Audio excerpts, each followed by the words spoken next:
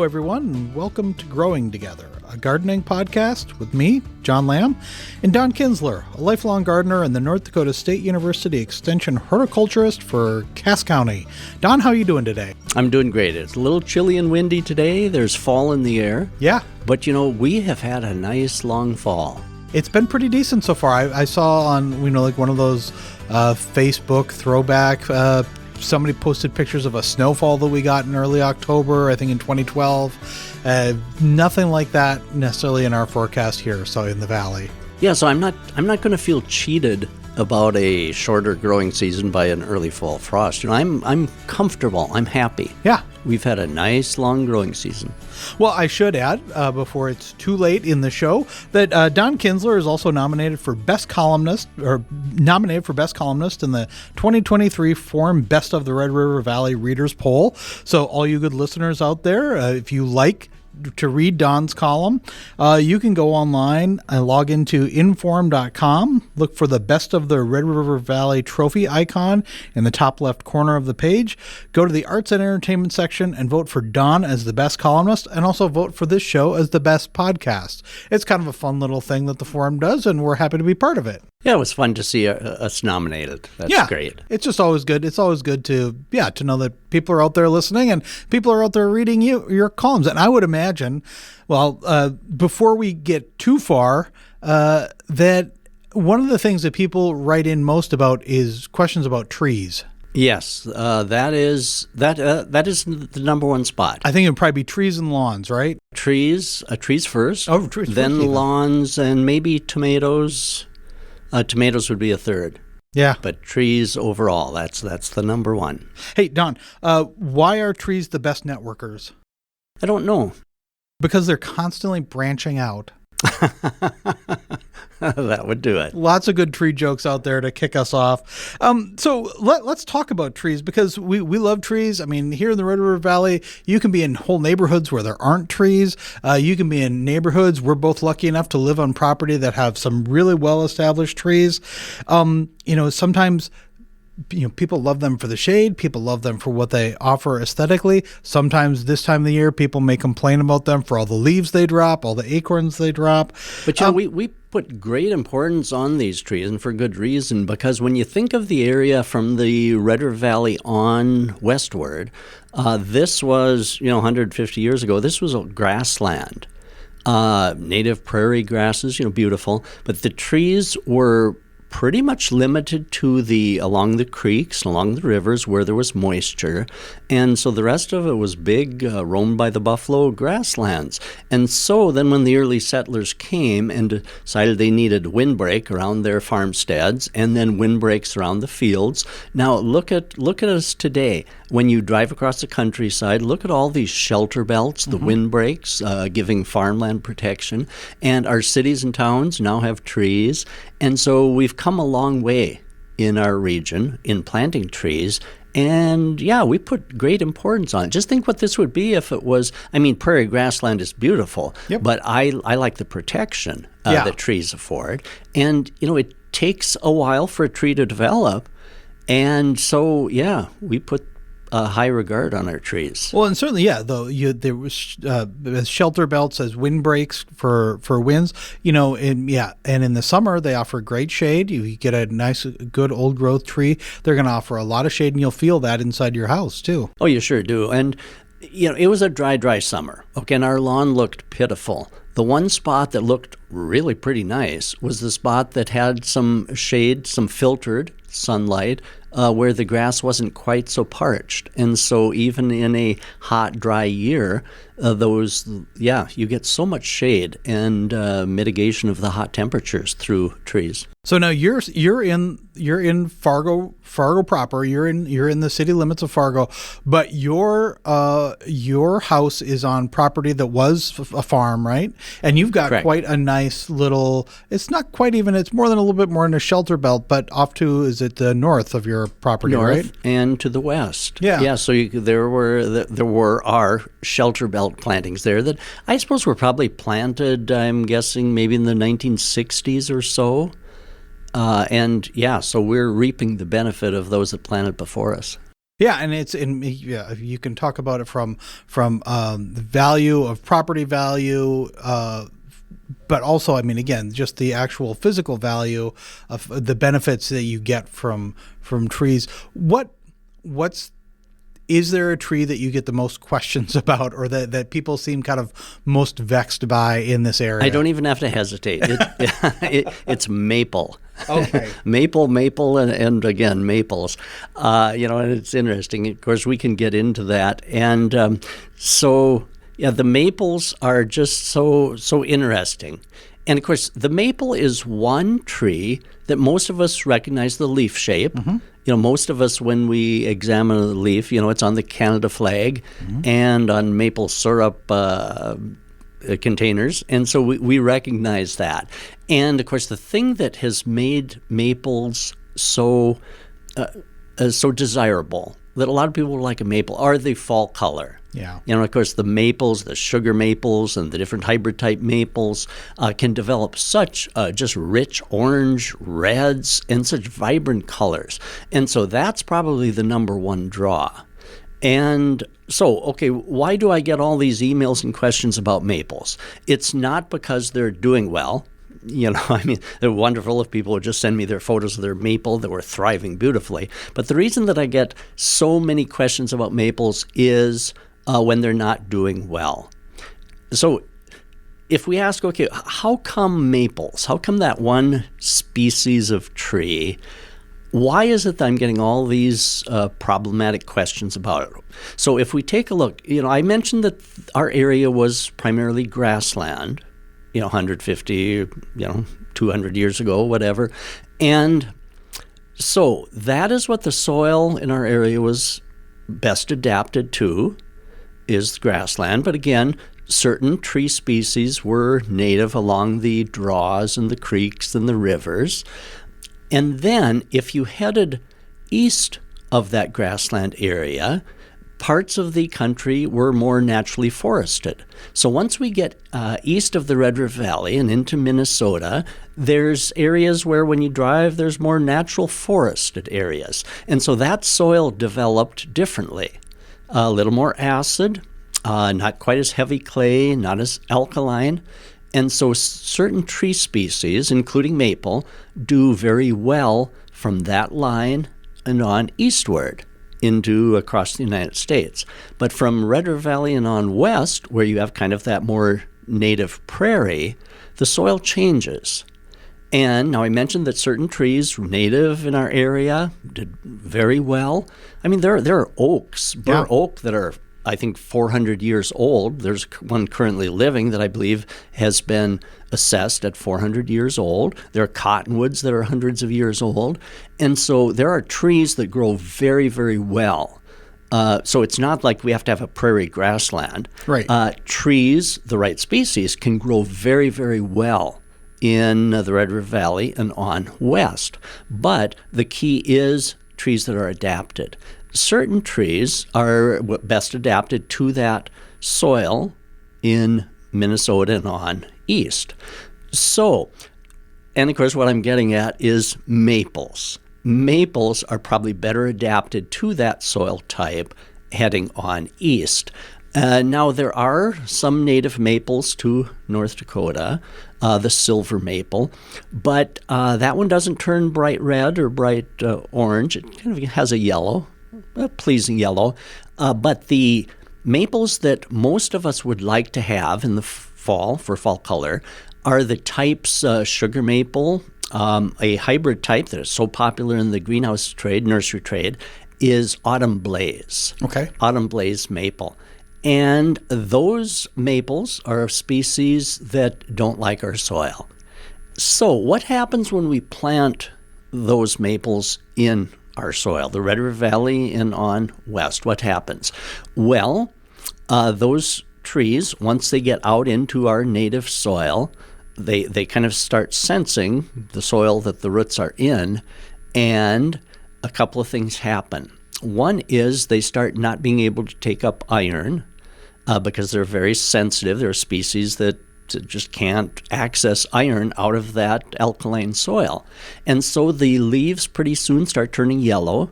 The veins remain green. The rest of the leaf turns yellow. It's a situation called iron deficiency chlorosis. And so they start developing that. And because they have such a hard time accessing iron, we could treat that. We can add iron. Garden centers sell iron products. You can treat that. It's probably an every year situation. And sometimes it works, sometimes it doesn't. But maples such as the autumn blaze maple are hypersensitive. And so it doesn't always work. So what eventually happens is, as years go by, if that iron treatment doesn't work, the chlorosis gets worse. Eventually, the branches start to die. They just, one spring, parts of it don't leaf out, and that continues. And so this situation can kill a tree. Sometimes they'll react by bark cracking and developing bark problems. And so we might think, well, okay, so our soil is alkaline, and maples don't like that, alkaline soil. Why can't we just do some things to modify the soil? Such as, there are products like sulfur that we could add to soil to acidify it. Why can't we just acidify the soil in which that tree is growing? Well, if you think of a tree, the root system goes way beyond the canopy.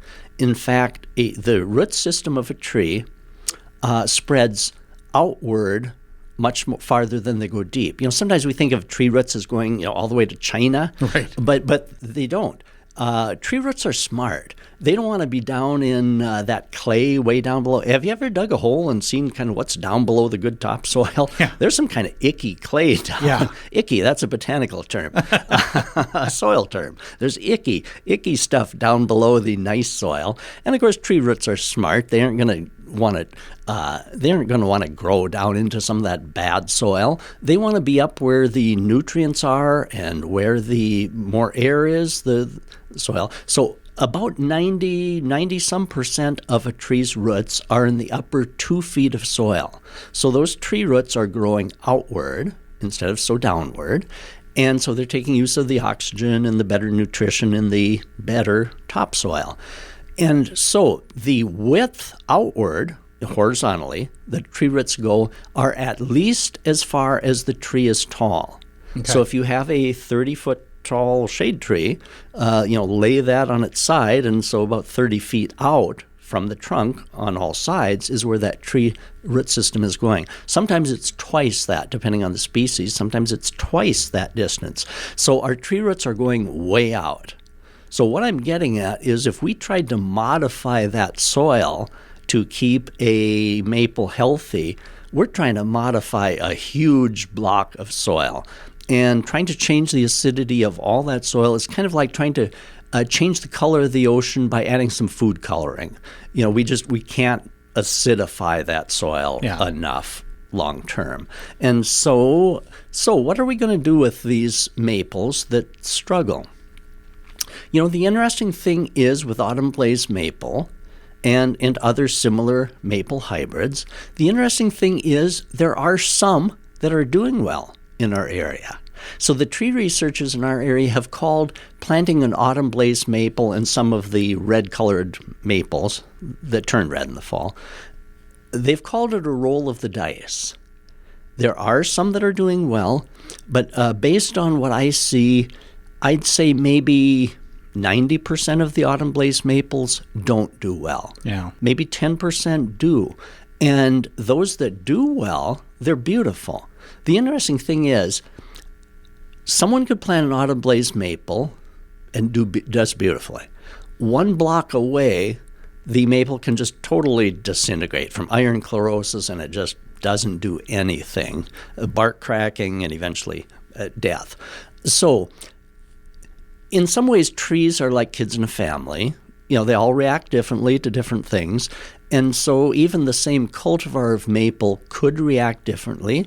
But, sometimes in home construction, how soil gets pulled off, stockpiled, then they put the soil back on, there's construction, and the soil is mixed a lot. Yeah. So there could be different pockets of soil on individual lots that could account for why an autumn blaze maple does well in one spot and why it doesn't do well on another. So this is kind of interesting because, we're normally when we're talking about picking a plant or picking something that's good for our area, we're looking at the zones, right? Because the zones are temperature based.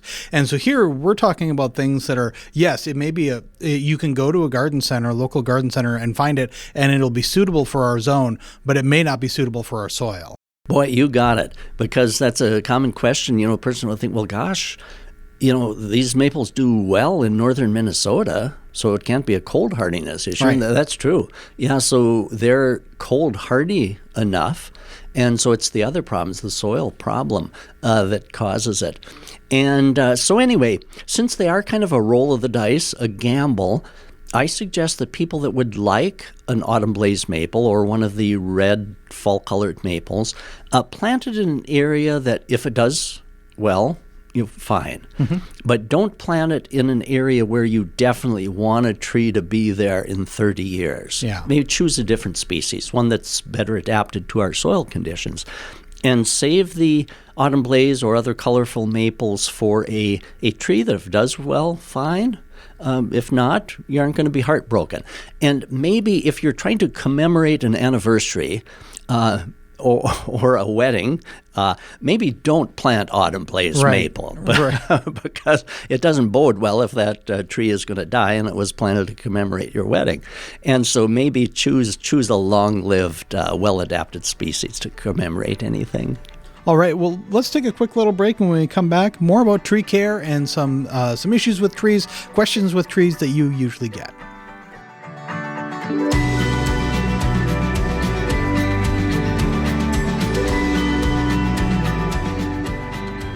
Get 3 months of local news for just 99 cents a month. You'll get unlimited access to the news you need to stay engaged and connected to your community.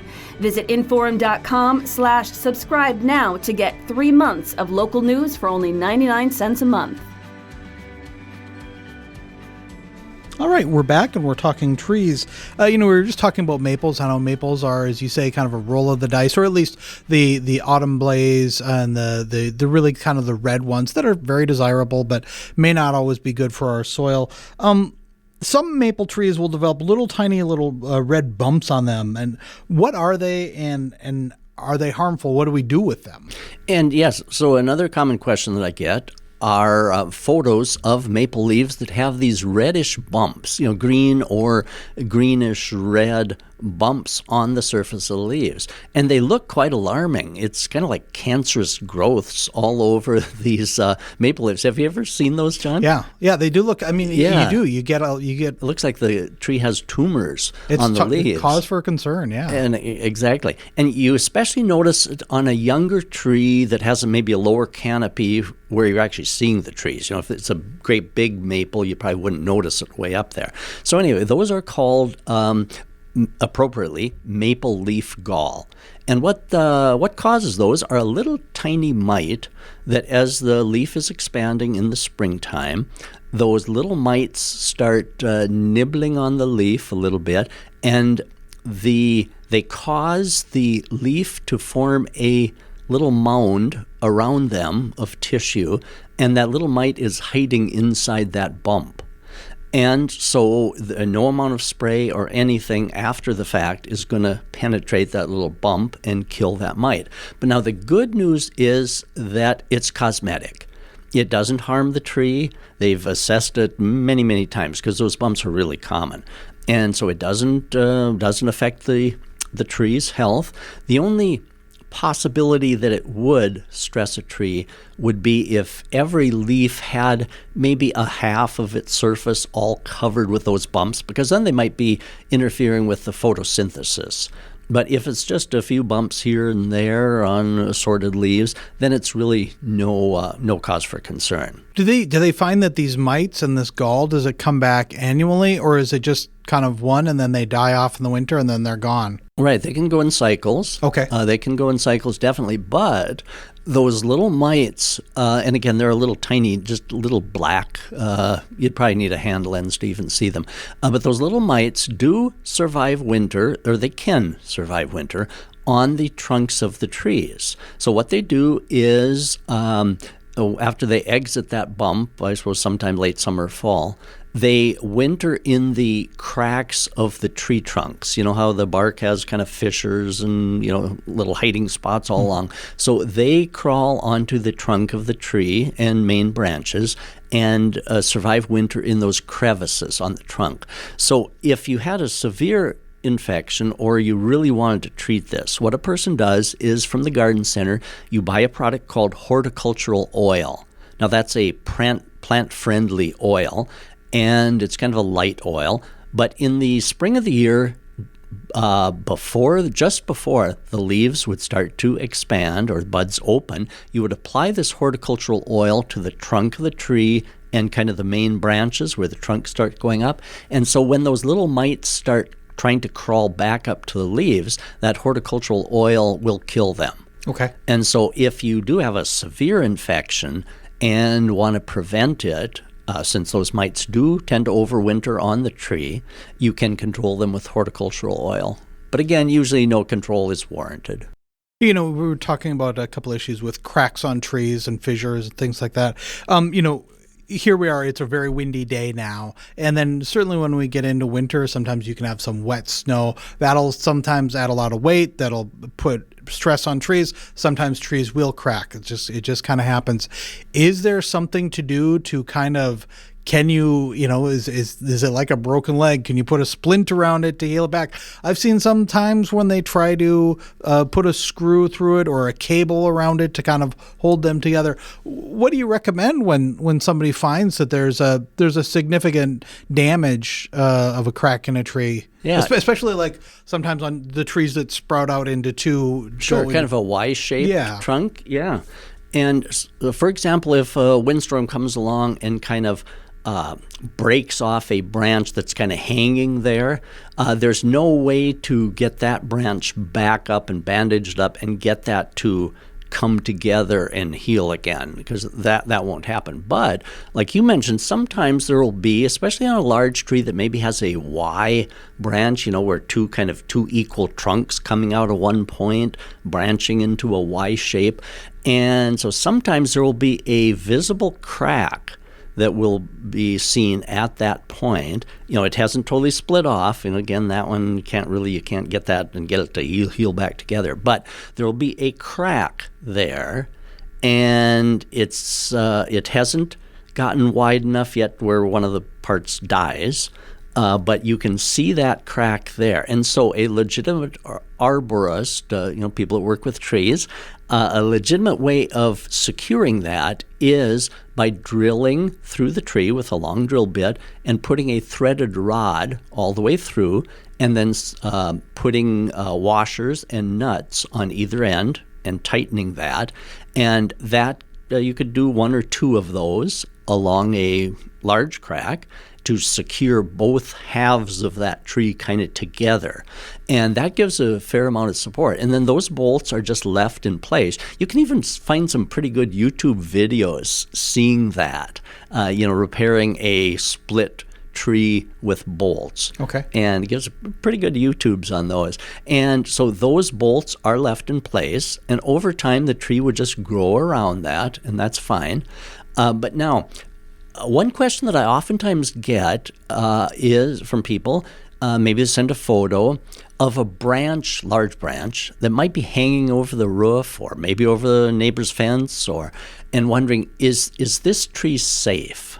Or maybe it's a tree that looks like it's starting to decline a little, and a person's worried that the whole thing might snap off, or a big section. And so I'm oftentimes asked with photos too, is this tree safe? But assessing whether a tree is safe is a specialized part of arboriculture called tree risk assessment. And arborists, that's a hard word, arboriculture, arborists have training. There's a national thing called certified arborist. They take training and get certified in their trade. And part of that being a certified arborist, they can become a certified tree risk assessor. And they go through training to determine, okay, what do I look for to see? Yes, is this tree structurally sound? or not. And so assessing whether a tree is safe for someone requires that specialized training. And so none of us at NDSU have had that training, so we're not able to make that because, the importance of whether a tree is going to fall or not is so vitally important. It does no good if someone just says, "Yeah, I think that looks good." I mean, that's dangerous. And so, if someone is looking to have a tree assessed as to whether it's safe or what is the risk, the best route is to contact a local tree company, tree trimming, tree removal company, and ask, do you have certified arborists on staff, and do you have a tree risk assessor that could assess whether my tree is safe? And so that's the best route for anybody wondering, and boy, it's a legitimate concern. If a big limb is over a house and the tree maybe looks like it's a little shaky, iffy, so I would highly encourage anyone to call the local tree trimmers. Well, here's a question that you are definitely certified to ask. It's fall here. When we're recording this, it's the first week of October. It's still okay to plant a tree now, right? It is. Yes, because trees, shrubs, perennials should have about 1 month of unfrozen soil. So even though we're going to get air frosts probably fairly soon, the soil isn't going to freeze solid yet for another month. Typically in our area, North Dakota, northern Minnesota, central Minnesota, soil probably doesn't freeze solid to where you can't get a shovel in it until sometime the first half of November. So we've still got that window of about 1 month of planting time yet. And so the reason those trees or shrubs need a month of unfrozen soil is to start developing some roots in it. All right. Yeah. So we're still within the window. We're going to take another quick break. When we come back, more tree talk.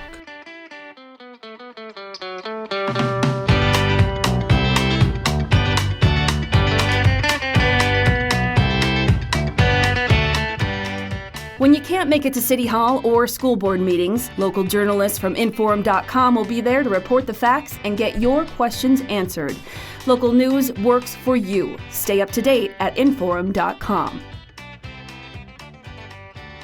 Okay, we're back. We're talking about tree and tree care.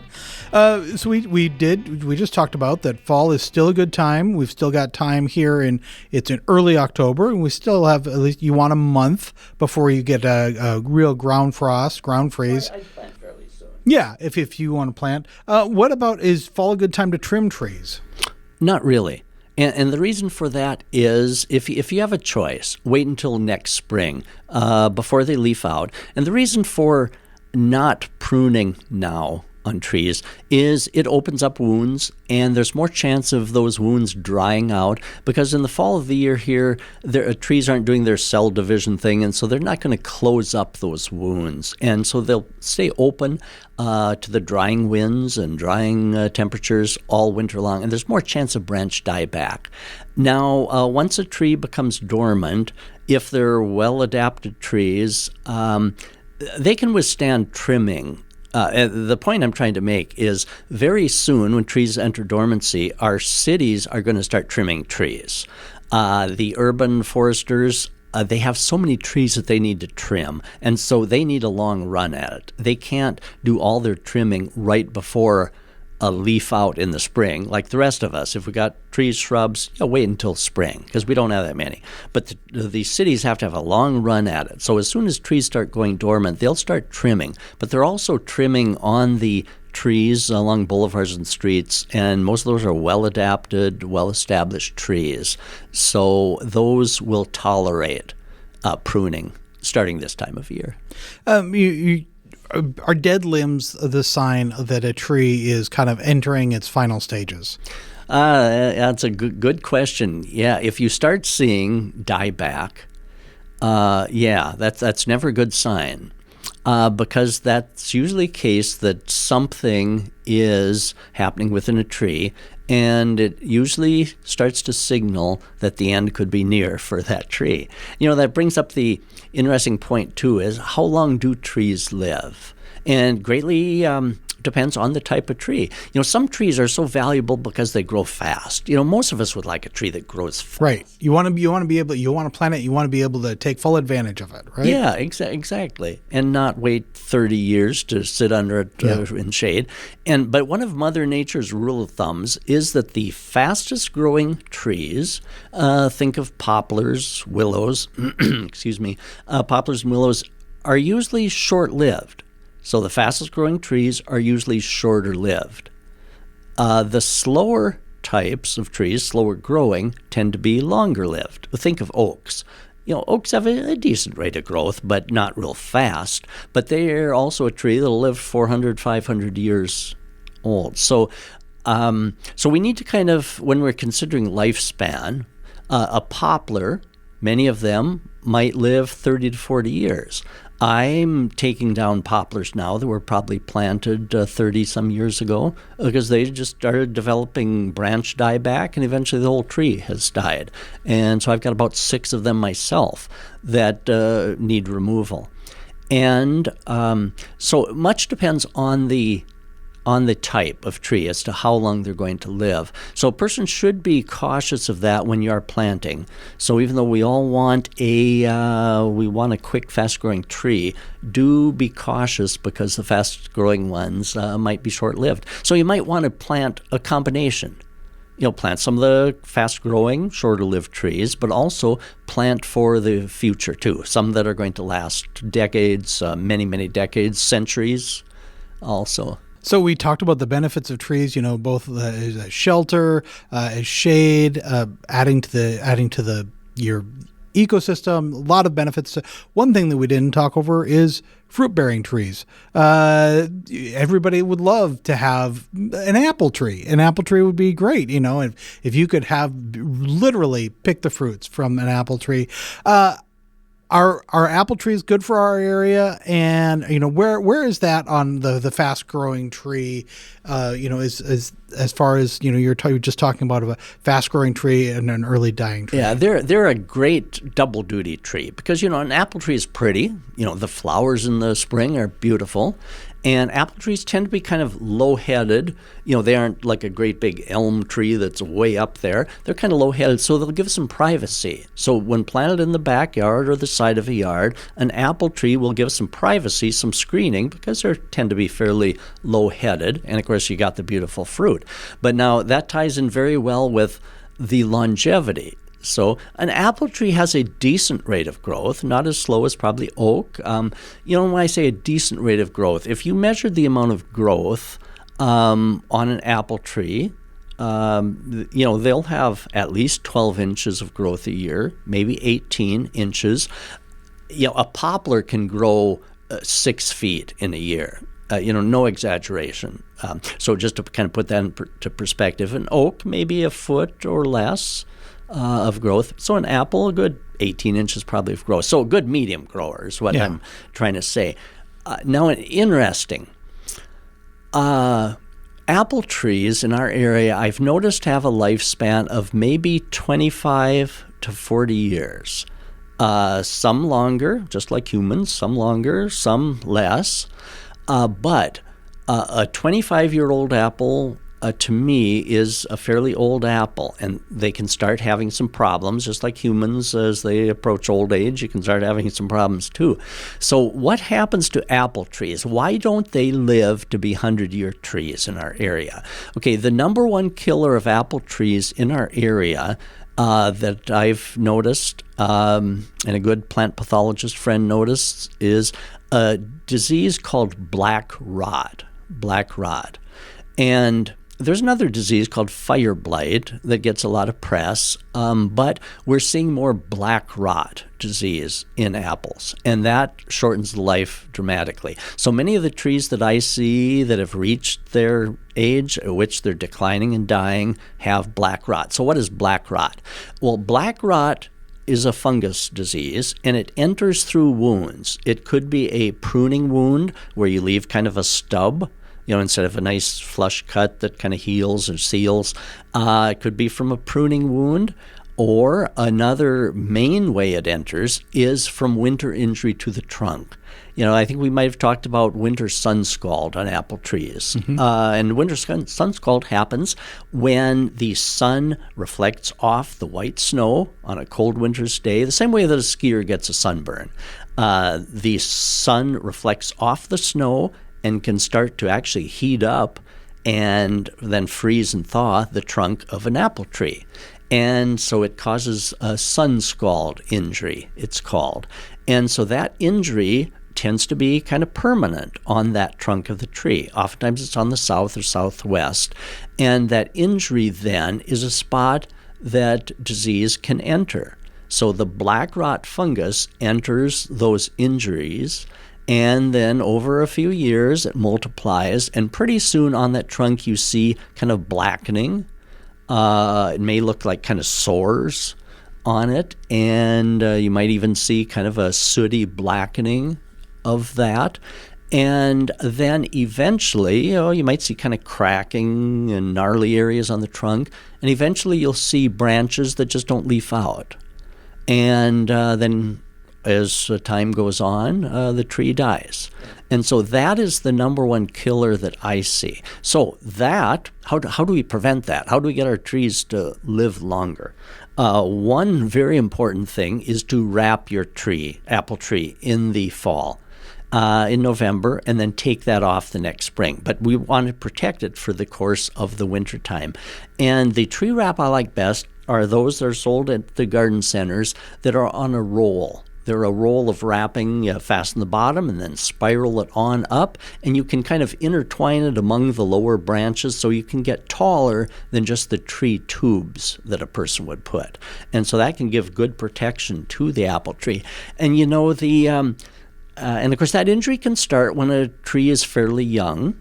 So it can get injured, and then as the tree grows, and that injury kind of sits there and gets worse as the tree grows. So it can start when the tree is fairly young. And it's disappointing when you've invested years in an apple tree, and some of the trees will develop that black rot as young as maybe 10 or 15 years. Yeah. And then it quickly shortens the lifespan of those. And so, a person can't emphasize enough the importance of wrapping the trees. What do you hear more complaints about? Elm seedlings sprouting, or acorns from oak trees just being a nuisance, coming down, making a racket, and being hard to mow over, and things like that? Which ones do you hear more complaints about? Maybe people who aren't looking, but maybe just anecdotally too, like you're out to eat or you're in a store, you hear people complaining about something. Which one? Hands down, it's tree seedlings. Okay. And I'm going to be selfish because that's my number one complaint too. Because especially elm seedlings, they drop down and they fall probably early summer is when they're falling. Early summer, maybe sometime before July. And when you drive along the streets, you'll see the curbs with all this brown, light tan, fluffy stuff. Well, those are off of mostly elm trees, Siberian elm and American elm. And the thing that makes them most obnoxious to me is that they have no dormancy. Elm seedlings, when they drop, and they're kind of a little flat, round, kind of papery seed. They have no dormancy requirement. Oaks, on the other hand, when acorns drop in the fall, they need to have an overwinter chilling, which they get during winter. So they won't pop up until the next year, and they don't pop up all over like elms, but the elms don't have the good sense to need a dormancy. So they will pop up in your garden, your flower beds, your flower planters immediately. And so I find in our flower planters each year, elm seedlings pop up, and they quickly develop a deep root, and they can become hard to pull. In fact, if you don't get them the current season that they sprout, they oftentimes won't pull the following season. They require digging. And so you can tell I'm passionate about this one. So in your clump of peonies... I've hit a nerve. Yeah, you've hit a nerve. So in your clump of peonies and peonies or iris or any other perennials, you find these elm seedlings growing. And again, if you don't get them when they're little, then they become very difficult to remove from perennials.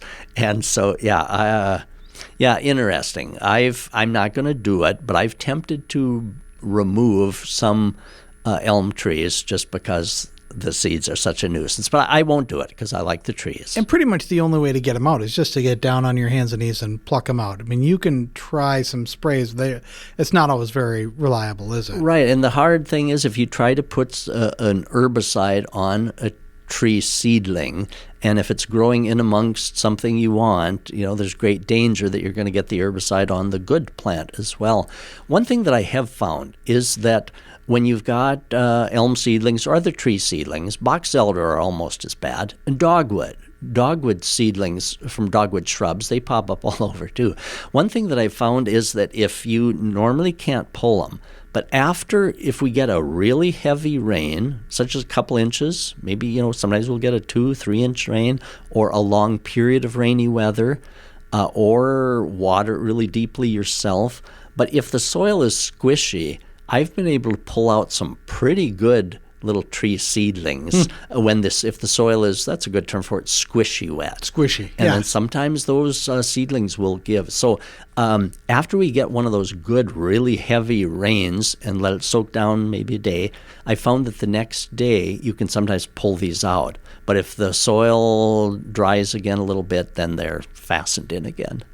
So my my long battle with elm tree seedlings. Well, I think that's going to do it for another episode of Growing Together. It's always fun to talk about trees. And sometimes we've talked about tree problems. Yeah. But, for the tree problems, just think of all the beautiful trees we do have, so I'm always optimistic. And one of my favorite quotes regarding trees is, I've seen different versions of this quote, but it goes something like this: society flourishes when old men plant trees under whose shade they know they will never sit. And isn't that beautiful? It is. That is cool. I mean, it's that whole idea is you're investing. You're investing in something that you may not appreciate, but will benefit people to come. Yeah, and so my own example, I'm benefiting from whoever planted those tree belts around our place. Yeah. So, awesome. So, again, even though sometimes we focus on the problems, I always like to think about the positive. Just look around our trees. At one point, North Dakota had the largest percentage of hand-planted trees in the entire nation. Just think of all the shelter belts that we see. And so that's true. We've got good times in trees. Yeah. Well, if people have questions for you, or if they want to show off what they've been doing in their gardens, what's the best way to reach you? Yeah, I get a kick out of when people send me their success stories, too. That's awesome.